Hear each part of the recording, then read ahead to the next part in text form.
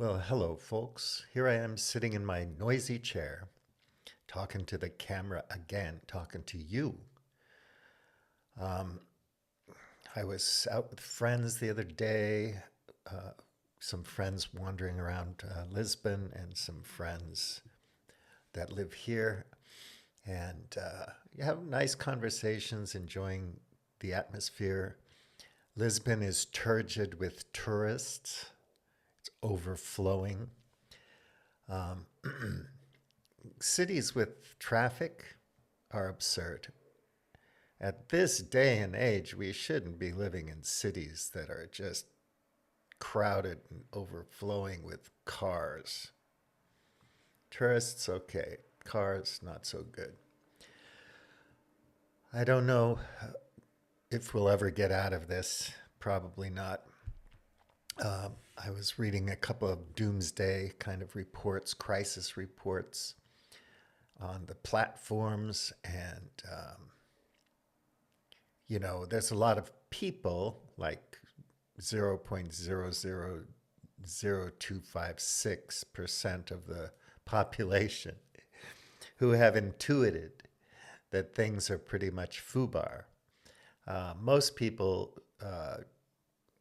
maybe, if they're not total deniers, if they haven't been drinking Kool-Aid their whole lives, um, know that we have some crises that we face, but they're more or less optimistic that somehow we're going to fix it.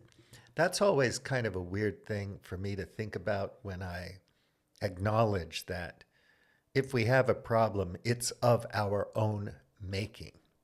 So it's like the first step of an addict is to, or not, I don't know if it's the first step, but you have to admit that you have a problem. And then you might want to examine what that problem is, what the causes of the problem is, and so on, and kind of sort out ways that you might be able to get better, heal yourself, or reform, or change whatever's needed. You know what I mean? And we don't really do that. The first step is to say, holy shit, Fubar, unless you want to ride Snowpiercer for the rest of your life. Um,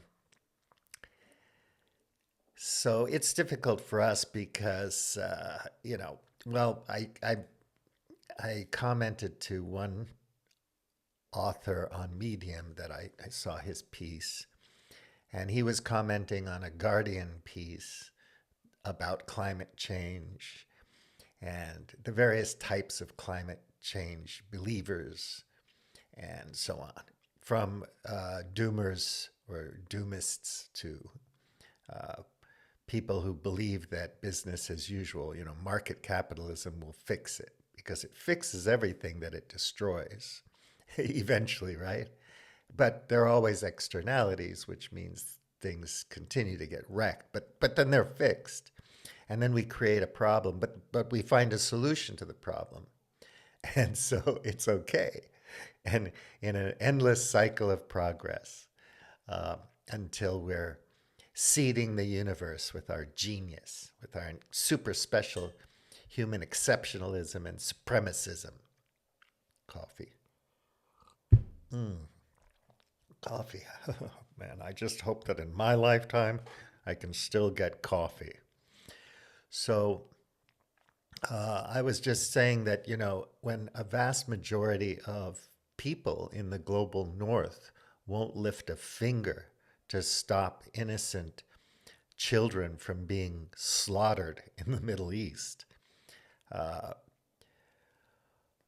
it's kind of deflating. Why would they care about climate change or buying less fast fashion or consuming less energy or anything like that? I mean, why would they change if they don't care about children getting slaughtered? Why would they care about something as complex as climate change? So I wrote a little piece on Medium and Substack called Black Box Death Star. So Some concept known as God is my witness, we willed it so. Radical freedom. Hashtag radical freedom. So I was talking with my privileged friends. They say things like, happiness is a choice. You know, you want to manifest, you know, the secret, all this stuff. That's why I'm deflated. You see, colonialism and such have nothing to do with why so many places in the world are FUBAR. It's just that people in those parts of the world chose to be FUBAR or choose to be FUBAR.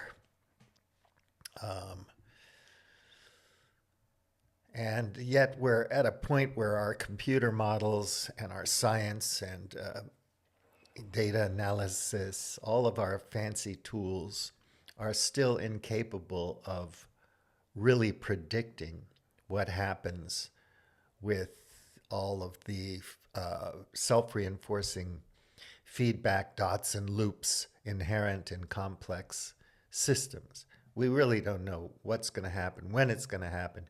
And it's not a what when scenario. It's like when I win the lottery, I will buy a huge sailboat.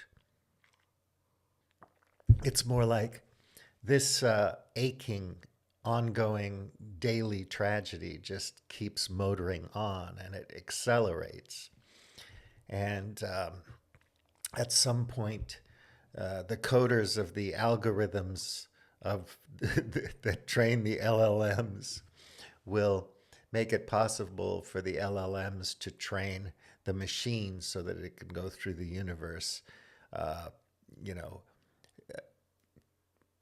transforming the universe into what it wants it to be, which is a big silver trunk box floating around the universe with who knows what is in it.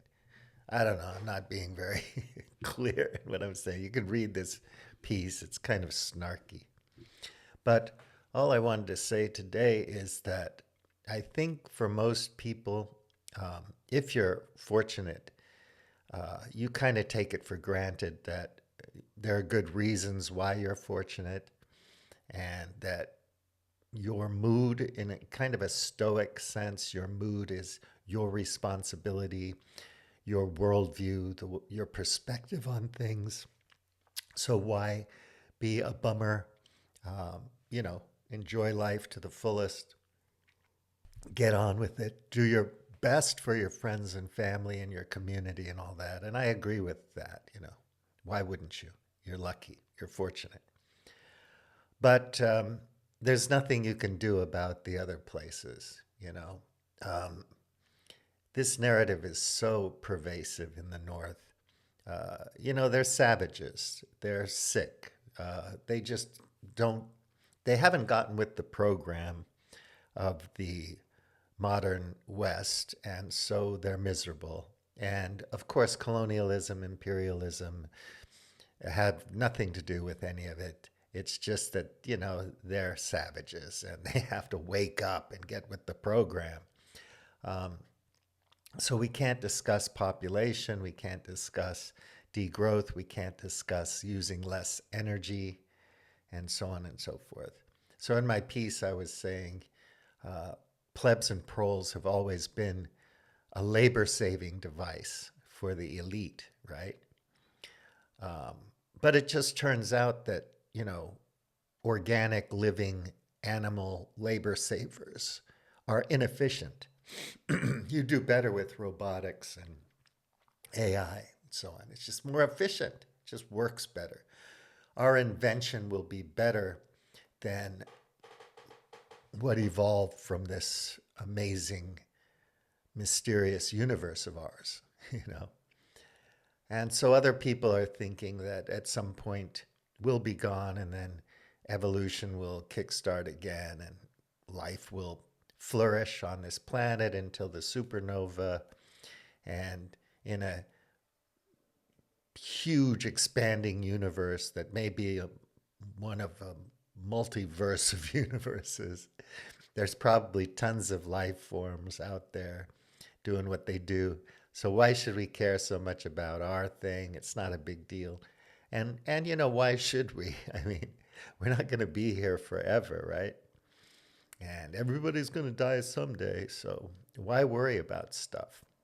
And I think that this attitude is pervasive in general, even for those of us who recognize that anthropogenic global heating and the polycrisis and ecocide and all these things is a problem, and it's accelerating disaster and demise and collapse. But it's okay. I mean, that's just what happens. You have to be kind of resigned to it. We're brilliant, clever apes, and we're very inventive and innovative, and we like power and we like competition, and we compete for control over resources. And so it's just going to be like that. That's who we are. So embrace it. Decide where you want to be in this thing of ours. And you can either be a labor saving device or you can be a king, you know, if you work hard and sacrifice. If you have the balls, the guts, the courage, the intestinal fortitude, the will, power, you'll get there, and you'll be a CEO of a hedge fund, and you'll be floating around in that yacht. You won't have to get lucky with the numbers. You're buying your lottery ticket every week, and you know that when you win, your philanthropic efforts are going to be epic and the most benevolent of all time, because you're going to be able to use LLMs to help you allocate your philanthropic resources in the best of all possible ways, which is great. And we're all fantasists like this. We all are dreamers, and we think we'll do better than everybody else. When I'm a parent, I'm going to be much better than my parents. When I'm the boss, I'm going to manage the company much better than my boss, and so on and so forth. This is just how we think. And people who don't think that way are kind of too diminutive and passive and laid back, and they deserve whatever they get, right? They're lazy. So, yeah, the vast majority of us think that nothing can be done really. And so it's up to you to be responsible and to make the right choices, to learn from the media sphere what to spend your money on, how to recycle stuff, uh, who to give your spare change to, and so on. And you'll do your best, and you'll make the world a little bit better. You'll make the world a little bit better place. It's a wonderful life, and you are needed and loved, and so on, which is not a bad thing, actually. And I don't blame people for being resigned or for suffering cognitive dissonance or being unable to look this madness in the face. I mean, that whole 12-day war thingy, which was a terrible tragedy, completely destructive and accomplished absolutely nothing, is not over. It will never be over, because the way people think in that region, in particular, the way the hegemon thinks and its 51st state thinks, um, you have to make the world safe for Anglo financial services. That's the gorilla riding the elephant across the football field, right? It's the financial services. Um, the Soviet Union falls, and the U.S. business people go into Russia, all exciting and salivating over the chance of managing this new market and taking advantage of these new sources of materials and energy, and being able to finance it all, because that's how you make money. And so when the Russians have the temerity to say, no, we want to do things our way, we get really mad, petulant, angry, spoiled, child fit, just temper tantrum. Those stupid, evil, sick Russians won't let us control and manage their business and their resources. They think they're a sovereign state. The freaking deluded fools. And it's the same thing with China, right? Uh, yeah, we're going to open up China. Nixon's going to, and, Henry Kissinger are going to do their thing. And then we're going to take advantage of all this labor arbitrage and Clintonian global economic free trade. And we're going to have this wonderful global economy where people can finally, afford anything they want. And everything's going to be managed by databases and computers and software. It's all going to be really, really great. And then we're going to have, of course, we're going to have to play ball with the Chinese. So we're going to have to do some technology transfer. But they're celestials. They're stupid. They don't really, they're all magical thinkers. They're all into Taoism and Confucianism and communism and whatnot. So they won't know what to do with our technology transfer. We'll be well out ahead for the next 257 years. No need to worry about them catching up or anything. Oh my God, no, wait a minute. They have their own central banks. They can figure out how to make a transistor. They can figure out how to make robots to manufacture stuff. Um, they can grow their economy. They can trade across the world, create belts and roads and stuff. Those incredibly arrogant, evil, sick, foolish celestials thinking they can manage their own business and do what they want in our world. Is that not just untoward and distasteful? And so we get angry and we throw a fit and we have our temper tantrum. Blowing up people. Now, never mind if they get a nuclear weapon. When do we send them an airmail message to Tehran?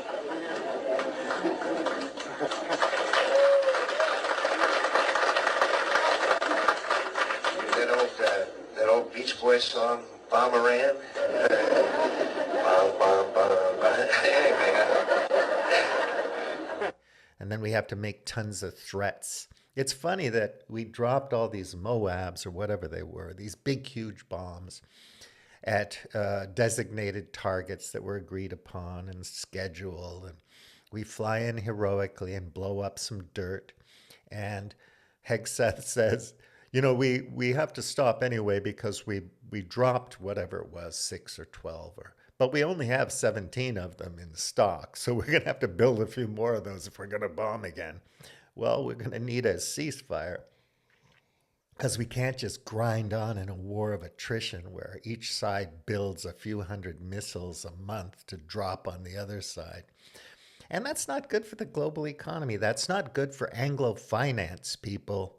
You're not going to be, at some point, you destroy everything. You can go back in and rebuild it. And the financing deals on that is fantastic. The debt creation, the money creation, it's fantastic. And the upgrades, let's face it. A Trump Gaza resort is going to be much, much prettier. It's going to look more like Miami than just rebuilding all the commie blocks because of the sanctioned, imprisoned people just can't, get good architects or engineers or something. So that's our kind of, we're not racists. No, we're not racists. Some of our best friends look different, but and they eat different food, funny food, and they speak weird languages, incomprehensible languages. But, they're great people and we're not racist. It's just that we just don't think that they can manage their own affairs. And everybody in the whole world would be better off if we managed their affairs for them. And at least until we can replace the plebs and proles, the labor savers, with machines. And then the elites can expand the country club, make it really beautiful. And look, an era of beauty, design, haute cuisine, couture. It's just luxury. and genius. Imagine a world where well-educated, well-trained elites wander around beautiful hanging gardens, talking about Neoplatonism, debating Nietzsche versus Heidegger, and discussing all the finer points of the latest golf clubs. Stuff like that, just a better world where people are civilized and where they can compete fair and square for status, to have a nicer boat, a better robotic harem, whatever it is. And of course, a big, huge, exciting competition for who's going to terraform Venus after Mars is done, and so on and so forth. You get it, right? A better world. Fewer people, better people. Quality over quantity all the time. And when, ask yourself, in history, was there ever a time when there weren't poor people? Yesterday, a person I was talking with said, there's no such thing as equality. It's a wonderful thing to say. Yeah. Equal in what sense? Like a lead isotope is equal to another lead isotope or something? Or like we're all different, we're all special? Or just like there's always going to be poor, miserable people in the world. Not everybody's cut out to be born of parents who have a high net worth and live in a Western country where people are civilized and you can have access to all the best things in education. It's just not possible. This sense of scarcity, I'm always thinking, and because I'm crazy, I'm a madman, but I'm always thinking, if people had a fair, square opportunity, they could carve out a fairly nice life for themselves, regardless of what culture they came from. And one thing I'm always thinking is like, if you just left people alone, don't you think they'd like their Sudanese culture well enough? I think that the colonialists and imperialists, the Westerners, what we do is we go in there and we turn them out.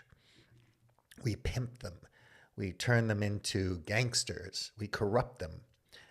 We go in with our money and our ideas and our technology. And we say, you want a piece of this? You want to dress in a nice suit with a top hat and, walk around and learn how to play golf and, maybe have your own mega yacht in the future? I got the money. I got the power. I can share this with you. You just got to make sure these labor savers are doing what they're told and delivering, kicking some up to the top, to the managers, to us, because we know better. And we know better because if you don't think we know better, we're going to fucking kill you. Okay? Sorry about that. It's not what we want to do. We're peaceful people. We're good people. We like people. But, if people don't play ball, you got to rub them out. That's just the way it is. And, if you are powerful, we can probably find a workaround. Because we don't want to make war. Nobody wants a war. Nobody wants to go to the mattresses. That would be terrible. So, we kind of figure out a different way to do it. And then, so Iran says, well, this is never going to end. They're going to continue assassinating our leaders and scientists, attacking us relentlessly, because we don't want them to manage our oil resources. And we don't want them to send another prince or king in to manage our culture for the empire. We think we can sort this stuff out ourselves. If there are any disagreements between factions and different types of people in our diverse culture, we can fight it out among ourselves and sort out how it is. And it may not look pretty to you, but how do you think America looks from outside? Pretty crazy, right? So anyway, you got to go in there and, figure out a workaround, a colonial, nice managerial kind of workaround, and give the corrupt officials what they want. And then you can get busy making the world safe for Anglo finance. which is what it's all about. How are you going to make money otherwise? Financial services is the bomb, baby. So, so they're going to do that. And therefore, you can't really expect peace in the Middle East.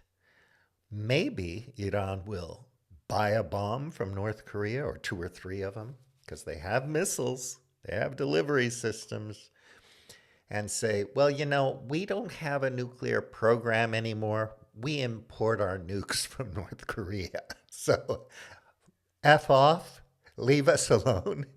And then the world proliferates. They go, holy shit. You mean I can buy a nuke just like I can buy an F-35? Why do I want to enrich uranium, for God's sake? Why do I need all those centrifuges? I just fucking outsource it. Maybe China will manufacture it for me. And then, of course, the financiers, the hedge funds in the West will say, no, I want a piece of that business. We manufacture arms, okay? All the treaties we tore up, Uncle Sam, trashed those treaties. So we can get in the business of building your nuke. You want peace? You want to be left alone? Do you want to be a sovereign nation? Buy American nukes.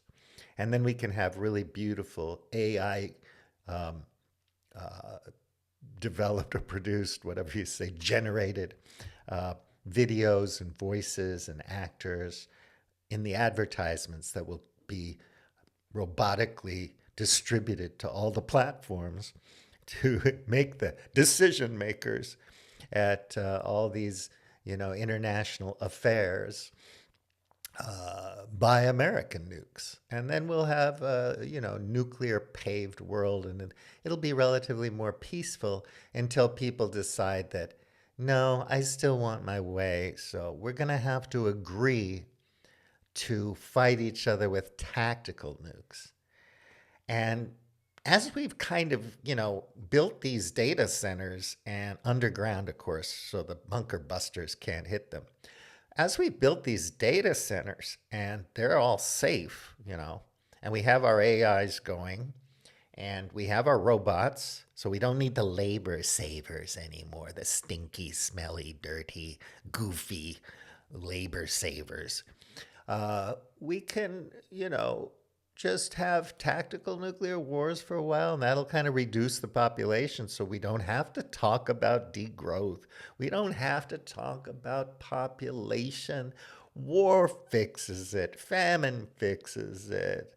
Pandemics fix it. Let's go back to the traditional ways of keeping the population down. And we don't have to talk about overconsumption because there's only going to be maybe 5 million, people on the planet who can have more than enough. I mean, 5 million people. Do you think that those 5 million people can all have their own mega yacht and compete to have a nicer one than the other guy? It's possible, right? I mean, anything's possible. You choose to be prosperous. You choose to manifest your destiny. You choose to be healthy, right? Because you have the discipline, you have the knowledge, you've done your own research, and you have the will, the free will, as God gave you, the God-given free will, to manifest all this stuff, which is great, fantastic. So it'll all work out, folks. Why worry about it? And by the way, don't buy things with cash. You won't get any credit rating with that. You've got to borrow some money, pay off the loan. Your credit rating will go sky high. And then when you have a little bit of a bump, some hard times, you'll be able to borrow money and you can keep on spending. Keep on nursing those addictions that are so precious because addictions are pernicious and dogged. And they just hang on you. They're just... And you can't get rid of them that easy. It's really hard. So, you're going to want to have the ability to kind of maintain, right? Look, I just maintain, okay? I only shop on Amazon and Temu like once a week just to maintain, okay? Just to maintain.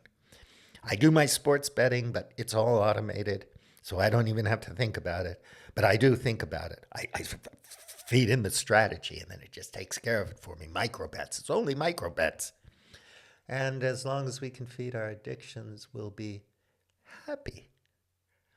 And that's great. And we choose to be happy because a sane person always chooses to be happy.